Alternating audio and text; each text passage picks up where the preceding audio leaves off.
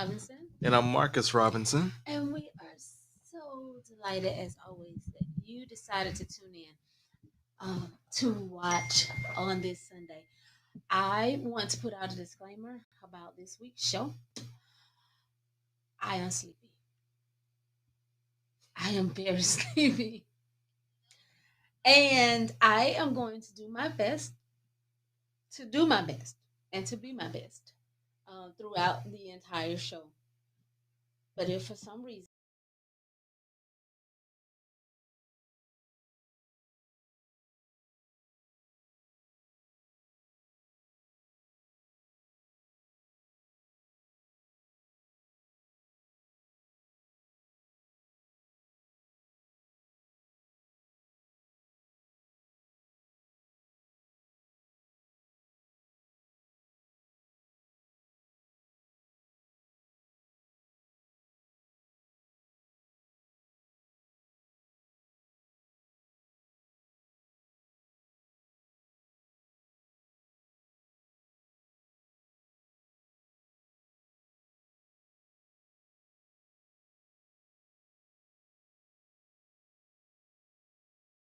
recognize in the month of October, oops, he didn't mean to do that, that we recognize in the month of October.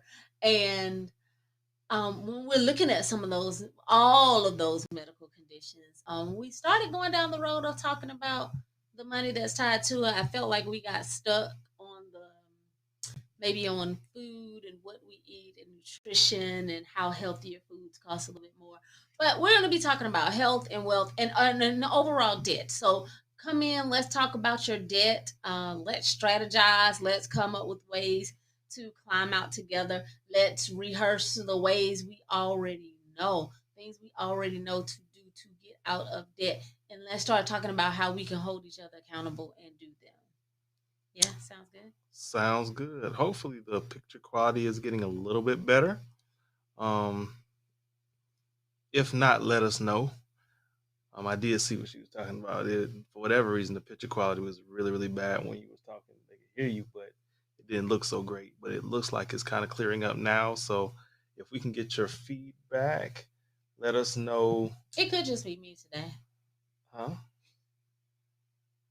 It could just be me tonight. I don't know. But thank Mm, come on in and I can't believe I just said that. yeah, that's like Oh, I said the ultimate that. I don't ever say buzzword. that. I'm sorry. Sounds much better. Thanks. Okay. Some people don't even know what I said, so we're gonna leave it alone. We're We're gonna just gonna keep it keep moving. moving. Okay, great. We're just gonna keep it moving.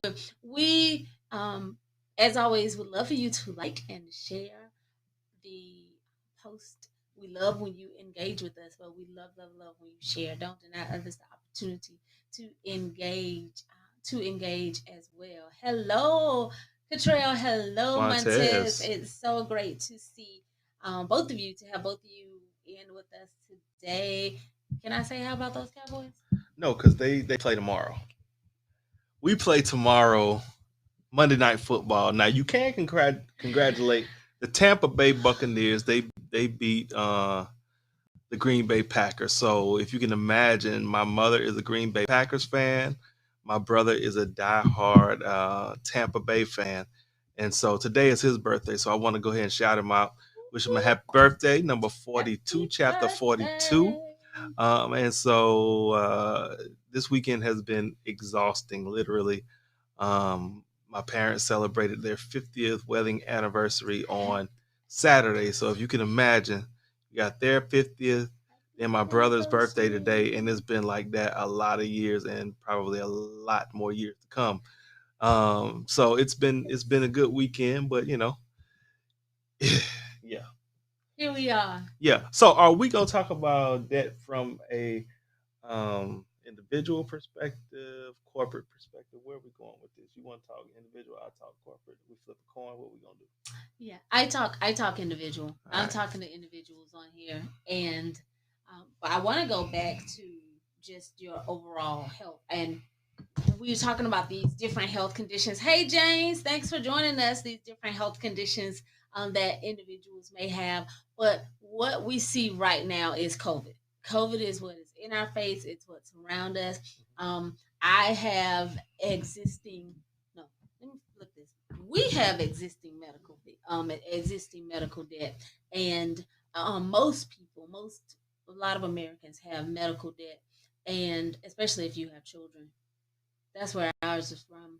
The children, we showed them the bill the other day, and Marcus, the boys were like, "Wait, what? You had to pay money?" It was almost like Just we to had get to here. pay money for them. Just to they, get here. they were hilarious. I gave them the bill. I said it's very low now, but you could go ahead and pay off the rest of this bill, because they're six now, and still got couple of more grand to pay off, and we'll be done with that one. But I can't imagine having existing medical bills and then now looking at just some of the statistics and some of the information that people are sharing about their medical bills that they're getting post COVID. Right. And I mean, it's one thing to go in the hospital and you with COVID and you were in there 3 days or less. But for these people who are already senior citizens, because that's typically who is staying in the hospital longer. Right. According to a lot of stuff that we know and just according to articles that we read, looking at the news every day, if you already have pre-existing conditions, you're in your 70s, 80s, you're retired, or you're on the cusp of retirement. You're 55, 56. You're on the cusp of retirement, and then, as one lady indicated, you spend 12 days in the hospital with COVID, Right. and $150,000 medical bill. And a lot of those days, and what I'm finding out, a lot of those days, not a lot of those days, some of those days are just observation days. So you have COVID, they're treating you as best they can, Mm-hmm. and they have to observe you for a certain number of days to just, yeah, you know what, it's too early, No Montez. problem, Mom. Yeah, Said, but they have thanks to for observe showing you up. for a couple of days, and in those couple of days, you pay for the privilege. Mm-hmm. Mm-hmm. Essentially, you pay for the privilege. Yeah, so you really have one of the studies we was looking at is a lady in Virginia. Again, like I said, 56 years old, spent several days in the hospital with COVID, and now she's still working, has health insurance, good health insurance, private health insurance with her company, but still is looking at $150,000 in Unexpected death. unexpected medical bills. Or the other case, there with the 75, 71, 71-year-old male in Oklahoma who unfortunately passed away of COVID. But his wife, after spending several days in the hospital with COVID, now has medical bills that are growing by leaps and bounds despite their private insurance, public and private insurance that they have. She's still left now grieving. Can you imagine like grieving your spouse and trying to process medical bills? I, it's a lot. So you got, It's so an you got, overwhelming amount. so in a situation like that, you're hit with a double whammy because you're looking at insurance gaps, right? And you're talking about the physical loss of a loved one, which has got to be devastating. So this thing is interesting. What I thought about earlier, just listening to the news, because the boys happened to walk in and say, "You watching the news?" I say, "Yeah," because it's rare that I watch the news on TV around them. I catch a lot of my stuff just like you do on your phone, on your tablet. But I was watching the news, and what was interesting was Kyle says, "You're watching the news, and what is all of this red?" Now they had a map of the United States, and they were talking about the number of COVID cases, the number of states that had COVID cases that were spiking this weekend. But then the commentator, the guy, he says, we are focused so much on COVID, and we should be, rightfully so. But we act as if diabetes went away. We act as if heart disease doesn't exist. We act as if, all of these other diseases that really take people out and have been taking people out for a long time don't exist. And so it's almost like the stress of just um, what's in the air is stressing out the nation and the world. And so last week we talked, I know we touched on mental health, but when you talk about all of the diseases that are possible, all of the diseases that are here, the ones that folks have, the ones that folks might have, We don't even get into HIV and all that. Literally, if you think about this 24 hours a day, your mental health has to be bad. It doesn't have it doesn't have much of a choice. Most of our outlets have been shut down as far as releasing stress, right, and decompression. So it's like we have to figure out new ways to decompress and relieve stress. And so, what's interesting is I wonder how much of that hospital stay is due to stress. When you're looking at the body, the body responds to stress a certain way. And so what was interesting, probably about 4 or 5 years ago, for whatever reason, I used to get reoccurring boils. They would just show up on the arm, wherever, and literally, anytime I would go in there, in the doctor's office, my blood pressure would automatically be up. It was of my course. Yeah. because he's like, why'd you wait so long? You could have came in here and just got this over with. But literally, I would wait till I'm at the point of pain, and so I would be in so much pain that literally my blood, it wouldn't be stroke level, and it wouldn't be like that, but it would be high for me. And so my doctor explained to me any type of stress, whether it's mental, physical, emotional, what have you, financial, literally, it affects the body. And it affects the body in different ways. Most of the time, breaking down your immune system so that other stuff is able to get in. That's generally what happens. But, just looking at this from a holistic standpoint, I think the biggest issue right now, believe it or not, is not COVID, but it might be stress. Oh yeah, this lady is saying she has no idea. I don't know what's going on. This lady is saying that she has and COVID is saying that she has no idea how she's going to pay these medical bills. And people just like I'm just this is I don't want to say what she said in this article, but she was like, I'm just gonna die. Like I'm thinking, I'm like, okay, that is stressful though. That is stressful. That's a If response, you right? that's her response to her reality. And unfortunately, this is how a lot of people are feeling right now. You brought up a lot of pre-existing conditions that a lot of people have, existing conditions that we know are prevalent, especially in the African American community, especially in the South. Most people are already dealing with those issues, and so you do have already some medical expenses. That's why I said you have some medical expenses or bills maybe already in play. Right. You may have medications that you're already taking, and so yes, when you go into when you go into the hospital, that just exacerbates the situation, especially during this time. Let's talk about, in addition to that, and Montez, we see your comment. I'm gonna go there. I'm coming there. In addition to that, coming into COVID, um, the amount of debt that we experienced. Not even talking about hospital yet. I'm just saying, looking at the first 3 months in the COVID, when we were in the first, started off in March. By the time we got to May, the consumer debt, excuse me, had hit 14.3 trillion.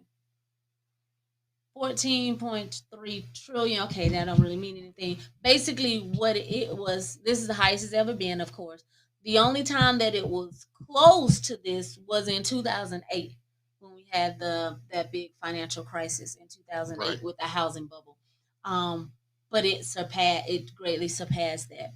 And so you have people, us, who are already tapped out almost when it comes to debt, just because of this thing that's going on. The virus hits, people lose their jobs, income decrease, and then just to think, if you have to go in the hospital. Wow. Type your comments.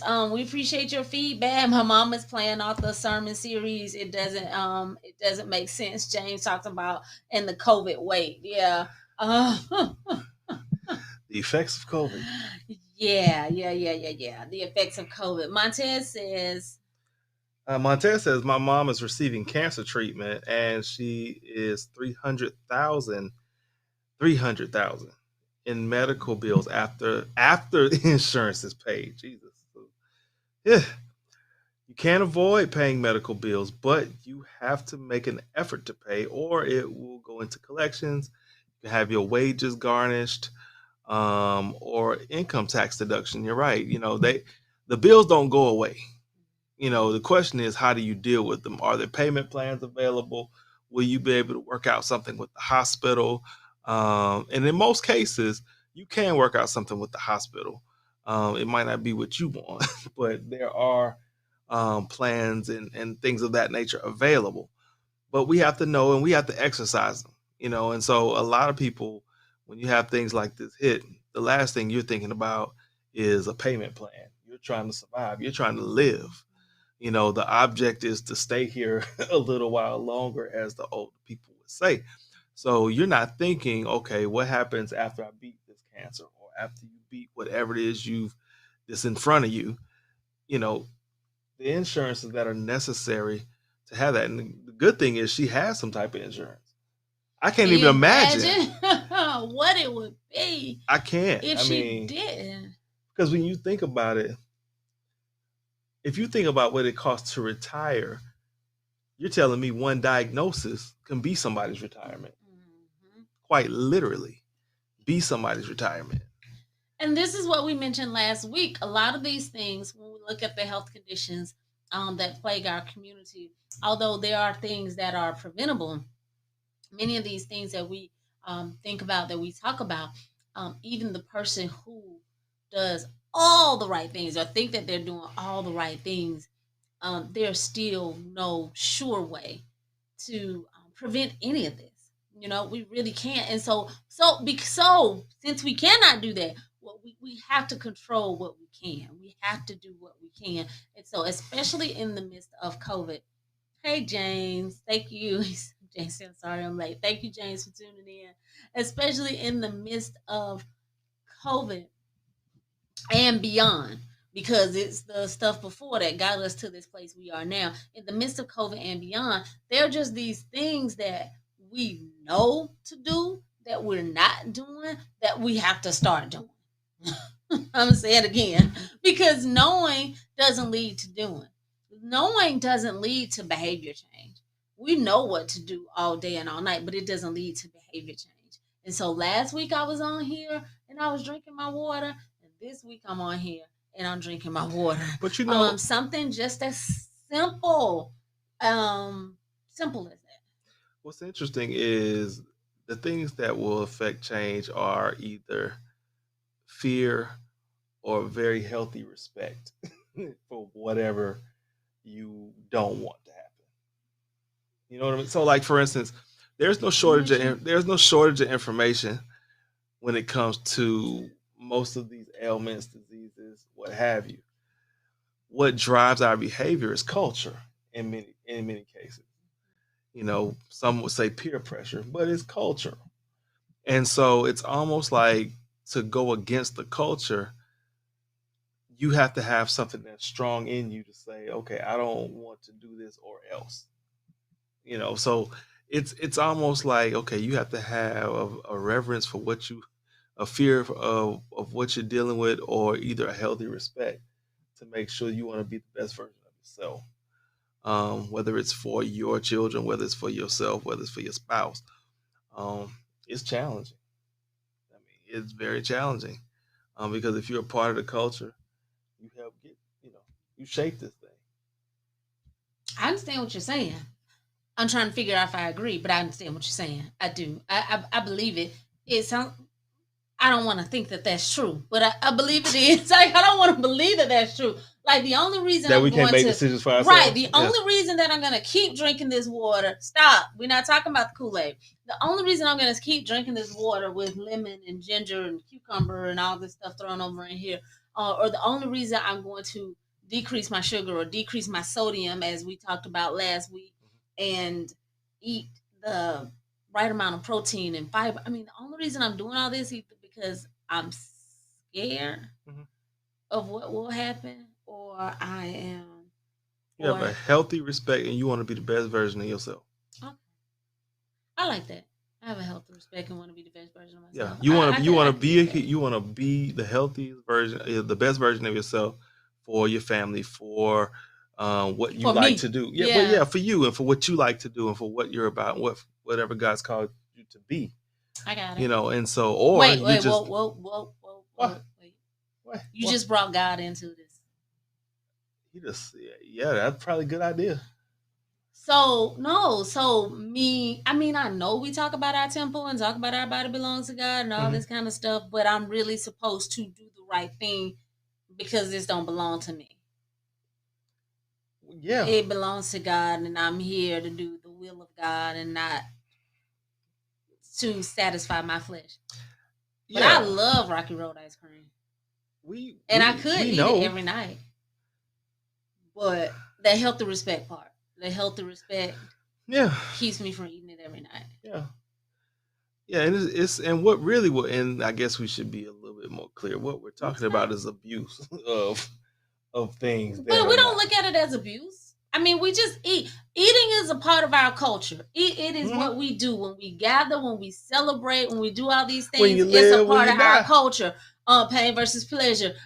You know, the question for us, when y'all came back yesterday, you celebrated the anniversary. I was like, y'all didn't have any cake because you just think, you know what I'm saying? Like every celebration, they're like, where's the cake? Where's the ice They cream? did. Well, Where's the ice cream was available. the ice cream was available? The They, ice cream is always the ice cream was available. The ice available cream is always available. with We the love three the ice Hebrew creams. boys. We You love know, the ice cream. The ice cream is always yeah, available. But you know, this is what we think about when we think about when we think about celebrations and getting together with family. We're getting ready to come up what kids already talking about Halloween and Thanksgiving and oh my gosh, don't get me talking about all the candy and all the sugar and when it comes to Halloween.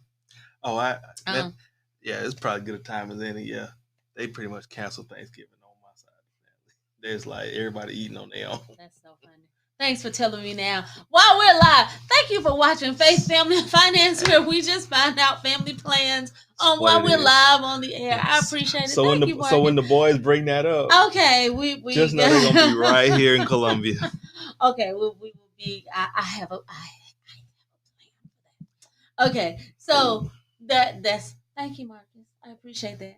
I do my best. I appreciate your timing is always impeccable. Awesome. Sherman says pain versus pleasure. We have to make decisions to avoid pain more than temporary pleasure, and it is temporary pleasure.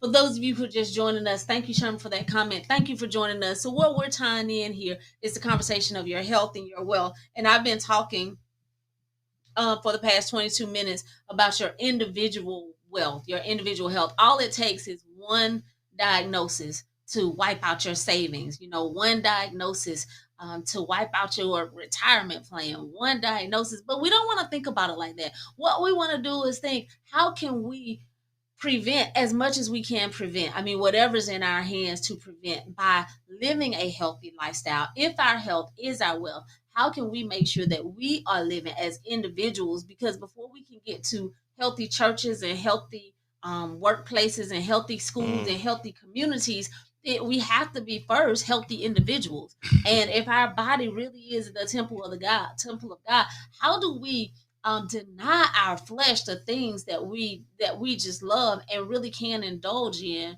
all the time?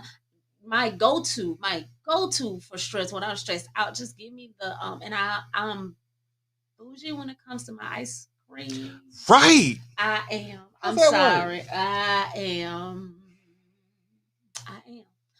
So in my house, I want Haagen Dazs, Rocky See. Road. That's all. Nobody else's. But other places I will eat. There are some brands that I will eat that I love, and my family knows them. I eat those, but then there's some I just I'm okay. So, but the point is, Okay. the point is, I cannot eat that Haagen Dazs Rocky Road ice cream every single day. Check this out, to help me as a coping mechanism Right. with my stressful days, because all the other things I would do to cope with my stress may be shut down. So my go-to, well, I have that ice cream. I can't do that. I can't do that every single day. I can't do that every week. I really can't. We get And back if to not, if COVID I'm weight. taking not COVID weight, right? James Brown said it earlier. We'll get back to COVID weight. Not if I'm taking charge of my health, because me doing those things will land me in some other unfavorable place. And again, we get to this point where we have the medical bills. I will say, Montez brought us something earlier as we want to start talking strategy. So, um, oh Lord, she telling me something else to try other than ice cream. Uh, I'll post that for the world to see. Trust me, yep. There just comes a time in your life when, We got yeah, both yeah. in the house. But I'm good right now. I'm good. It's been a while, and it will be a while before I indulge again because I'm on a mission. What we want to, do. James, see me James on my says Madden. shoulders, Madden. I love it. What we want to do. We want to talk strategy, and Mark is going to go into talking about just some of this debt in other places. Again, because when we look at the strategy, or you look at the amount of debt that Americans are in right now, like individual families, individual households, there was one area of consumer debt that was decreased in the midst of all this as we started going through COVID and even now, and that is credit card debt. Credit card debt was decreased, forecasters believe, because people curb spending because they don't know what's going to happen. Scare. Yeah, fear. Let's just say fear. Marcus has deduced this whole conversation, y'all, to fear or healthy respect. But yes, credit card balances went down. They did go down. That was the only area where we saw a decrease. And I know among It's me an and average of my about friends, $5,000. well, it was 8. So Mhm. I know among me and my friends, that's something we talk about, like eliminating debt, eliminating debt. But what are your strategies? Many people I know on here, because I know some of the things that we talked about in terms of your finances. Many people are aware of the snowball effect, and you use the snowball effect. Let me say, for personally, because okay, what's the snowball effect? Sorry. Snowball effect is when you work on you pay all your bills, of course. But if you have even $5, $2, 50 cents extra, you put that extra on the smallest bill, Right. Pay it on the off. smallest debt. And then whatever that balance, whatever that monthly payment, or however you were paying, if you were paying $100 a month plus this $5, once that bill is paid off, you now take this $105 and you put it on the next lowest debt, and then that debt was $200 a month. Now you're paying $305 if you can make a little extra, fine, but you pay that every month until then that one is paid off. And then for the $300 a month bill, now you have an additional $305 that you can throw on that, and you pay that off. Because I have not gotten my nails done, because I don't get my hair done as often, because I don't I don't eat out. I don't sit down in restaurants to eat. All of this during COVID. Even though my income has been less during COVID, I have paid off 3 or 4 debts that I had from March until now. I Congratulations paid off 4 to because I'm us. not whatever because I'm not going anywhere. I paid off 4, and in each principle, I just keep applying the snowball effect. I just keep applying that effect, and so you get up to, depending on how much these debts were, and these were again attacking some of the smaller debts. So now I'm finally at the point of like, oh, which one of these large debts? And when I say large, I mean, It's relative. yeah, it's not that much. But which one of these large debts am I going to pay now? How am I going to? And so when I decide those, I look at the one that has, maybe, if they're very close, because that's what I'm dealing with now. Look at the interest rate, and the interest rate is very close. So I'm still just gonna keep on trekking with the which one, how it looks on my credit report. Mm. How it looks on my credit report. So one is a credit card, but one is a different type of debt, which I think it's a line of credit, which is not even on my credit report. So I'm not even gonna worry about it. I'm just gonna keep paying that one like I'm paying it. but the one that hits my credit report, that one, now I'm going to apply the snowball amount to, and it'll be knocked out soon. But it's only because I'm not going anywhere or doing anything. Now, the other thing is you mentioned you mentioned interest rate. The other thing that you may want to consider is how the interest is accrued.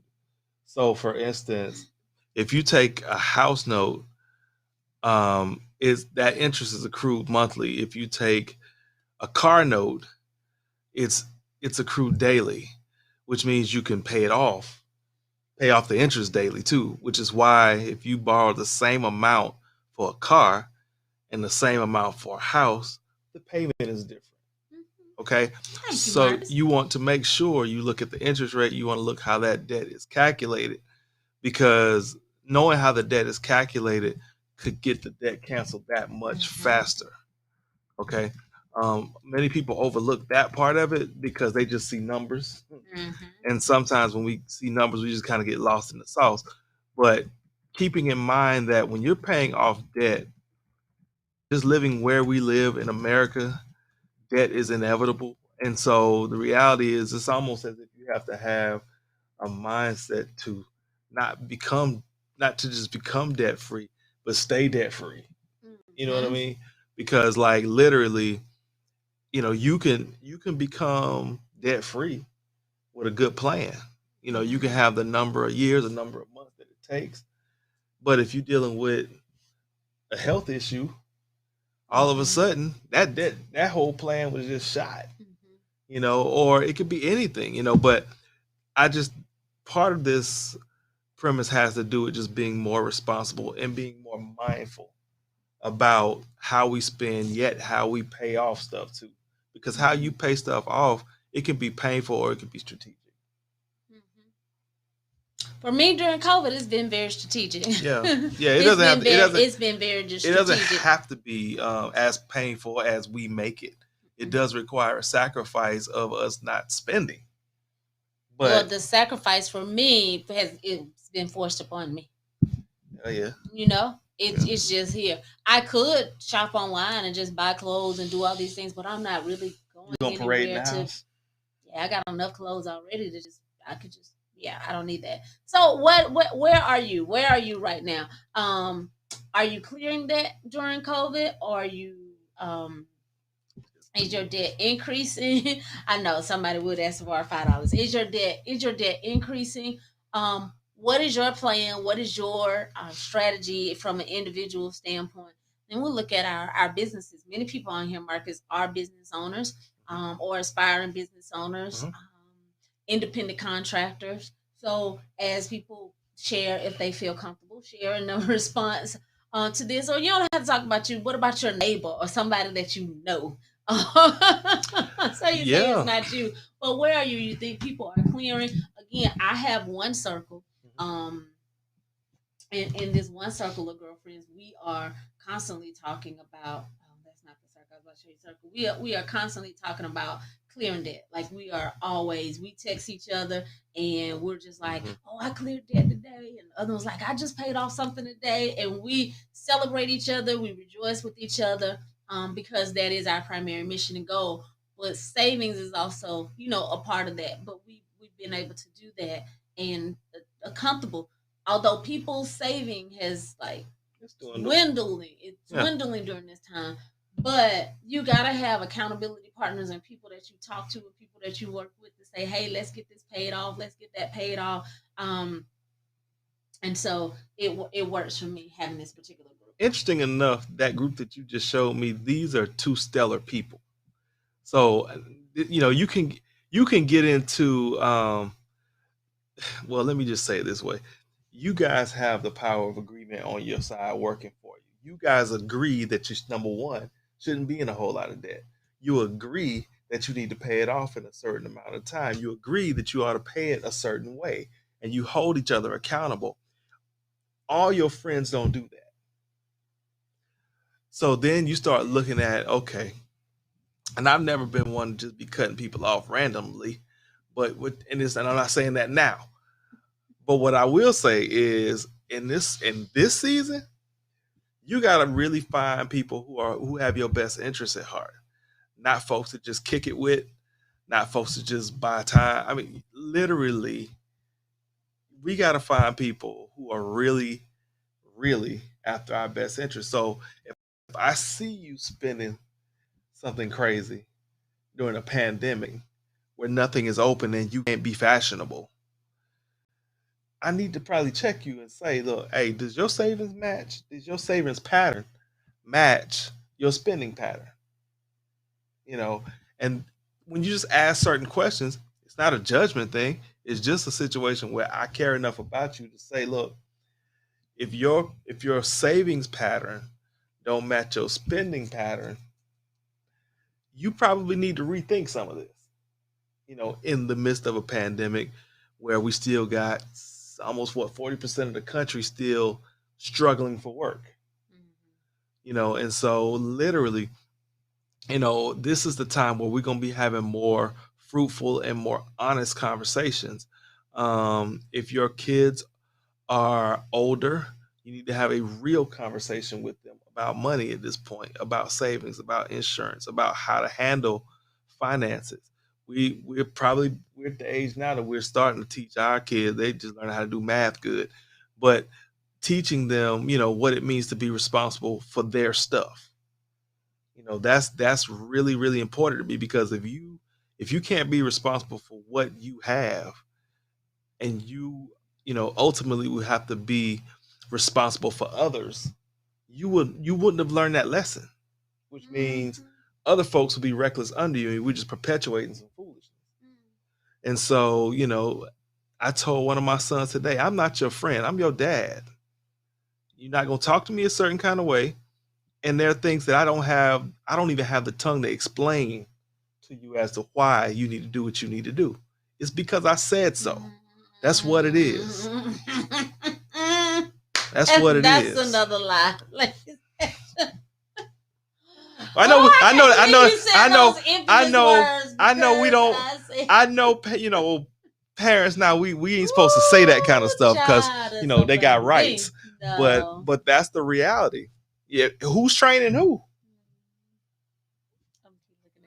Keep looking at the camera. All right, let's look at some of these comments. I missed Cottrell's comment earlier about the changes. I think we were talking about food and like not eating sugar and not eating sodium. Let's get back to these eggs. Yeah, I missed that. I didn't see it. I didn't see it. You should have read it because I didn't see it. I saw the ice cream and I was like, wait. I didn't see that one. My apologies. But I think the narrative is always changing. But I think then there's still sometimes the more things change, though, the more things stay the same. There is a lot of consistency, and I'm just saying to go with the consistency to make sure that we are exercising and to make sure that we drink and eat certain things, and just everything in moderation. But I know for some people, Montez mentioned crazy talking about he and his wife are dieting this week, but she don't know yet. I'm gonna make sure she watches live. She don't know yet. Right, she doesn't know yet. But I think there does come a time, and like for me during this COVID season, it's just a time of just discipline and trying to eliminate certain things from my diet just so that I can, because it's too many other things that's stressing me out, and so I don't need food to be one more of those things. And I just need a certain level of mental clarity. So you are right. I do remember when we shouldn't have the eggs, and now it's like, oh yeah, they're great. Um, that's all. Same with a whole bunch of other, foods and things that we take in. But I believe again, the way stuff is processed now is so differently. Honey is not real honey unless you pay $50 for real honey. Syrup is not real syrup. We talked a little bit about this last week. It's just so many things are in disguise, and so we just want to make sure that we're doing definitely what's best. What's best for our health. Oh, now we on the sneakers. Okay, I forgot. Sneakers, iPhones. Sherman is reading. What does he say he's reading? Tax-free wealth. Okay, to better understand tax code and paying for professionals in this field to help keep more of my funds. But again, he's That another sounds type right. of dude. He's a stellar guy, you know? He got some stellar friends around him. I'm telling you, this thing is cultural. So this, ladies and gentlemen, why? What's our why for faith, family, and finance? We want to do this so that we can introduce, like the book that Sherman is talking about. You're right. I want to go and read this book. You need to read the book. We want to read the book. Is it on Audible? So we can listen to it. Right. Better understanding the tax codes. Yeah. I was gonna say something that's not really nice, but I'm not gonna say Well, it. don't do it. Just wait till later. Because I don't need to understand it. He needs to read the book, not me. But this guy, the guy, you know. So we want to Imagine the shock on my face. Y'all don't have no idea. You don't know what I'm talking about. Be glad, be exceedingly glad. Okay. So people are. James says that he wants to. This is James Collins. I realize we have two James. I always evaluate my bills before I make a self-wanted purchase. Good. Example: before I bought my motif, I made sure that it wouldn't hurt me down the line. Exactly. Keyboard. Exactly. Motif. Yeah. Keyboard. Yeah. Those toys. The bigger the boys, the bigger the toys. Those Jesus. toys that cost so much money. Yeah. By the time me get another one. Yeah. Whatever. Let's keep moving. Your health is your wealth. Thank you for joining us tonight. Your health is your wealth. Let's move from individual talk about some of the organizational stuff that you were going to mention. So go ahead. You mentioned earlier that well, I'll just tell you what it is now.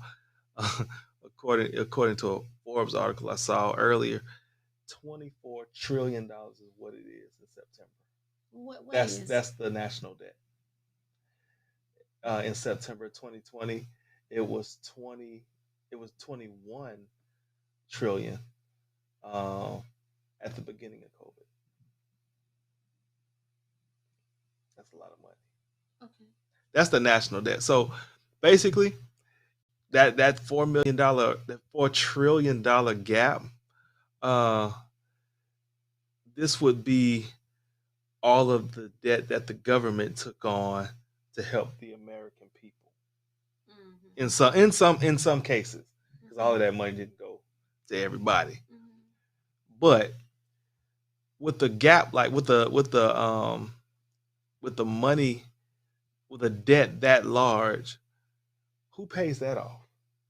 Oh yeah. So I'm introducing that because taxes at some point will increase. You know, America, our debt's grown a lot. It's been knocked out. You know, it's grown more. It's up and down, just like personal debt. But generally, when you see stuff like that, when the government gives you money, they're going to come back and get it at some point. And so one thing that we generally don't talk enough about is taxes and how they affect the everyday person. A lot of people wait on tax refunds. Well, if your taxes increase, you may get that, you may not. If your taxes increase, the amount of money that you bring home every month will decrease. You know, so then what happens to your spending and what happens to your savings if your taxes go up? I'll tell you from a real estate perspective, taxes always go up. I've not seen it where they've gone down. This is going into year number 19. I've seen taxes go down not one time. So, you know, it's one of those things. Taxes tend to increase, savings tends to decrease, our appetites tend to increase. Where do we get our appetites from? Media. You know, and what drives media is what we say we want, right? So now it becomes back down to culture again. Okay. It becomes cultural. The iPhones and the Jordans and all those things they were just mentioning earlier. Yeah, I mean, it's one of the. If you don't have this, then you ain't that, right? And so what I'm saying is, in our homes, we have to change the culture and become more individualistic in our thinking. To say, you know what, if we don't have this type of shirt or this type of shoe, We still okay. It's nothing wrong with us. What we have is that money still in our pocket to afford whatever type of shoe it is down the line, you know? And so ultimately, I mean, it was funny because I had a guy in real estate. He told me years ago, I was my third year in real estate. I was still driving the Honda Accord that my brother gave me. Now, he told me face to face, he says, now, Marcus, nobody's going to take you seriously because you're driving a Honda Accord and you need to go ahead and just sell that and get you a Mercedes. Then people will take you seriously. Then you'll do more business. And it's so funny because I became a realtor a couple of years after that, and the in-house lender, she would literally look for new agents to help go finance cars because it would make the agents work harder to bring her more business. It was strategic, it was cultural. And so, literally, when you have stuff like that built into your business system, as an independent contractor, you have to be aware that you don't pay bills like everybody else pays bills. Your taxes are not the same as an independent contractor. Nothing is the same. You don't get 401k. You have to bill 401k. You don't get any benefits. You create them. You don't get insurance. You have to apply for it. So literally, because all of that stuff is different for the average independent contractor, you have to have the cultural conversation a lot because you can easily be tossed to and fro in your mind. I need this so that I can meet this person. If I meet this person, I can do this. Look, for the Christian, and I saw a post today earlier, it might have been by your brother. Look, do our efforts outweigh the favor of God? And if you answer that question truthfully, if you think about that question, do our efforts outweigh the favor of God? I'll take the favor of God any day over my efforts because I get tired. I'm tired right now. It is an effort doing this. But the reality is God has graced us to have a platform and we have to be responsible, use it and leverage it. That's why you're giving stuff. Okay, be fruitful and multiply. At the end of the day, if you're not growing it, it's dying. If you're not growing it, it's dying. And so that's all, that's in everything. And so it's a balancing act. Some stuff will die some days, some stuff will grow some days. You only have so many hands, you only have so many ways you can go. You only have so many hours in a day. So when you start, getting into how you handle your finances, you might actually need help, professional help. And so when you get to a certain place, you will need a CPA. You can't go to somebody who just processes stuff. You got to have somebody who will tell you, look, you need to go in this direction, or some other direction. Because if you don't have that, now you're just leaning on your own understanding. You're not a CPA. You're not a financial expert. You do what you do. If you cut hair, you don't need to be talking about taxes to me. Okay, you need to be pointing me to the guy, the CPA whose hair you cut. That's who I need to know. So that's what it is. Marcus got that low key Holy Ghost. Long as you know James Collins Jr. all day, it ain't nothing low key about it. Hey, can we trade the motifs though? I got the older one. This is how he does it all the time. I'm just sitting here listening. I just love it. Cottrell talks about Social Security, and she says it's going to be gone in 10 years. Now, this is what I want to know. No. I'm serious. This is what I want to know, and I don't know which age group is still on, but if you are over 65, should I say 65? Okay, if you're over 65 and you're still on, or over 60 and you're still on, I want to know this. When you were our age, okay, no, 20 years ago, if you're over 60, 20 years ago, did people tell you that Social Security would be gone? Now, I believe Social Security. That's why I'm like, I can't say that online. What to say? Oh my gosh, I can't say that. Don't do it. Please no, we are not financial advisors, right? And we are not telling you what to do or how to do your money at all. Oh, we are not. That is our real disclaimer. Me showing up talking about I'm sleepy, but really, if you are over, okay, so 20 years ago, you were also told, I got a yes they did. You were also told 20 years ago, I think this is what she's saying, yes they did too, that Social Security would be gone. Now I believe somebody told me that. Somebody told me that, well, they've always been saying that. But I really do believe it now. Like I really do. And so did you believe, as you're on the cusp of receiving Social Security, when they told you that, did you believe that Social Security was going to be gone? And I'm asking, this is my mom, y'all. I'm asking her, did she really believe that it was going to be gone? By the time she turned 65? Is it 65? Oh, it'll be next year. Oh, did I just tell her age on Facebook? I didn't do Sorry. it. Sit here blameless. Oh my goodness. Anyway, and so I just wonder how many people. So some people, I can't say what some people do.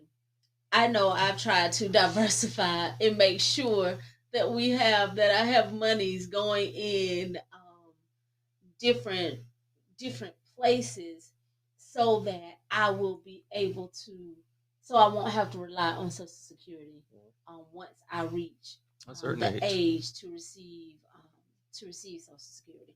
And so um, we have to make sure we strategize and diversify on the work front. I do this class called diversify funding strategies for your organizations. Um, oh, see, she said her age too. Great. So I kind of told, I said that.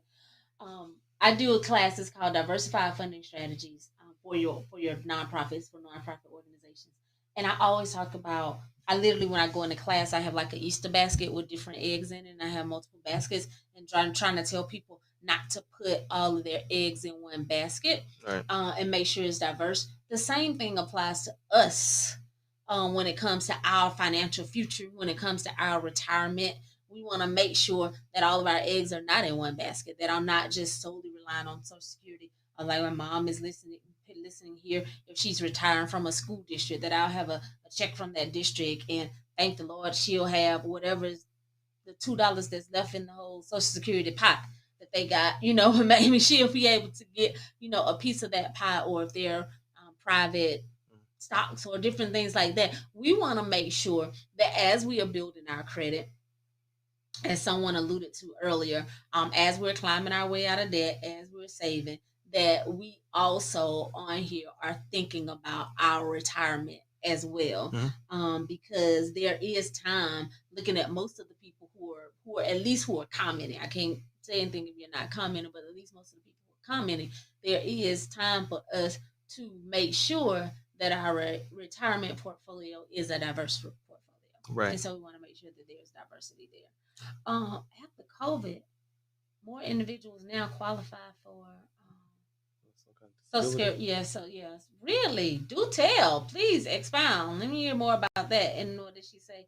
Enron and Kodak employees didn't think that they wouldn't have a pension. Oh yeah, That's I true. know, I know. Yeah, I get it. I mean, I do get it.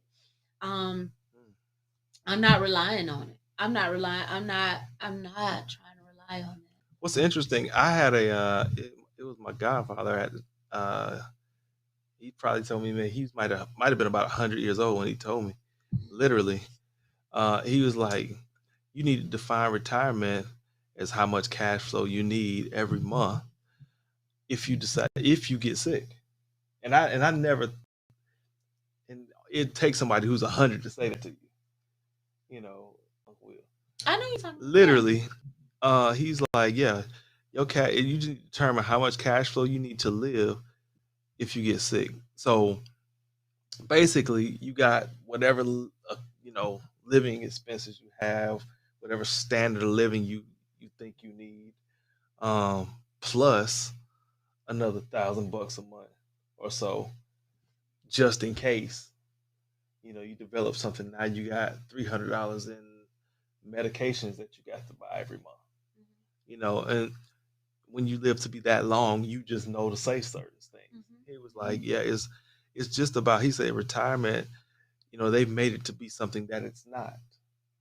And because he was retired way before I got here, you tend to listen to people like that. Both my grandparents, they was retired before I got here. And so literally it's just about building cash flow. And it looks differently. Our stuff looks differently from the last generation because we don't stay on jobs 30 years. So when you talk about a pension, you got to be there 20 years to get one. If you're talking about certain types of retirement, where the company's gonna pitch in, they're gonna give you, a slice of the pie and all that a watch. We don't stay on jobs 30 years. So you have all types of diversity, and what's happening is less money going in these pots though. So because it's less money going in the pots, we got to figure out how to get more of our money to go in more pots and even group fund some of our retirement.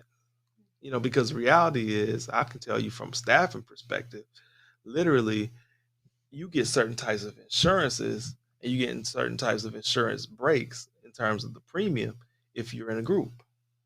What they don't tell you is that individuals form groups. So if you go to the Secretary of State's office and form a business and you get 10 of your neighbors, 10 of your cousins, 10 of your relatives together, and you go to that same insurance company, your numbers will be lower than if you just call so and so insurance company by yourself and say, look, got a household of 5, what you charge me to insure my family. You have to know that. Yes. Yes. Thank you, Marcus Robinson, insurance advisor, tax advisor, Just trying to tell you. real estate advisor. All these things come through experience. James, or as James says, what did he say about you? Lucky Holy Ghost. Thank you, for just engaging with us tonight. Yeah. We need to walk away with some action steps. Mm. We got to walk away with some action steps. Whether you're talking about you, your business, your church, um, what is going to be your strategy for eliminating this debt? I know I started it by talking about the snowball effect, and what I'm doing. Marcus went in and talk about looking at the type of debt that you have, also, and how that interest is compounded on that debt, and that may help you determine which debt you will pay off first. Um, do you have savings in place? There's this big conversation of, can I save and eliminate debt at the same time? You know, of course, we got 3 minutes tonight, so we can't go into all of that. I know we need some money on hand. You need to have some cash on hand. I remember, I knew nothing. Of course, I didn't get the prophecy about COVID. I didn't get that word from the Lord. But I'm gonna tell you what I did get, and you know this, and I was saying it all last year. I did get your house in order. Like, this is a year of preparation, and I did. I was sounding the alarm, saying, we got to start eliminating our debt. We got to get our houses in order. We got to save our money. We have to do those. We have to do those things, and I still believe it. And I remember, and if I can find the journal, I know I wrote it down. I remember telling several people, this is 2019, several people, that we are getting ready to embark upon a financial crisis like we've never seen before. I remember saying that we are getting ready to embark upon a financial crisis like we've never seen before. But if we are prepared, it won't come nigh it exactly. That's the word. And so I still believe that. I still believe that. Unfortunately, we haven't seen the worst of any of this. And so, although the world may be opening back up, and although I'm very tempted to go and get back into those habits and practices that cost me the money that I've been using to eliminate debt, I can't do it because I just know that things are still going to get a little bit worse, um, economically, globally, before they get better. But the beauty about that is the wealth of the wicked is stored up for the righteous. And so, even though things are getting worse out there, I thank God that things will continue to get better in here. But the righteous got to go. They got to know that they got to go get it too, I because it's just laid up. Yeah. But the other thing is, I want to make sure that we don't leave And it sounds like it would be the most obvious. If you have a debt, talk to your whoever the lender, whoever the debt collector is, and just see if you can get the debt reduced. Like literally. Maybe they'll wipe away, if you're in arrears, a few months of the interest. Or maybe they'll say, look, we're going to do what's called a note modification, and we'll just change your payment and put, what we would normally charge you on the backside of the loan. At the beginning of this pandemic, where a lot of people were getting stimulus checks and all these different types of government assistance, businesses were getting the same types of assistance, but it was coming in a different form. And so, we literally, and people were doing this. I did this, I would call the bank and say, look, during this pandemic, you know, is there anything y'all can do to help me in this transition of, this whole COVID thing? And so literally, I mean, there were mortgages that weren't paid for several months. There were interest payments, that were crafted. Um, Ways, again, the difference in this money is what I'm saving, right? Every month. Then, of course, then, like I just mentioned, note modifications, loan modifications. They do this stuff, but you have to ask for it. And then there are criteria, which you have to qualify in certain cases to get some of these. But we have to ask the question. Don't just suffer in silence and say, "Oh, woe is me. I guess I'll just let COVID overtake my life." That's not what this is. This is a time where you educate yourself. This is a time where you have, instead of gossip meetings, let's just talk to somebody who really knows. You know, this ain't the time to gossip. This is the time to work. And with that, that is the final word for the night. Y'all see how just love it. Mark Mama said that was a good word. Marcus Robinson, yes, he does have the Holy Ghost, and that's the word for the night. It's not the time to gossip. It's time to work. Thank you so much for watching another edition of Faith, Family, and Finance. You ready Tune to eat this ice in cream? next week. You know we don't have no ice cream in this house. Stop playing. Tune in next week where we will continue this conversation, but with a deeper twist. Thank you so much again for watching. And as always, you gotta turn it off because I don't know what I'm doing. All right.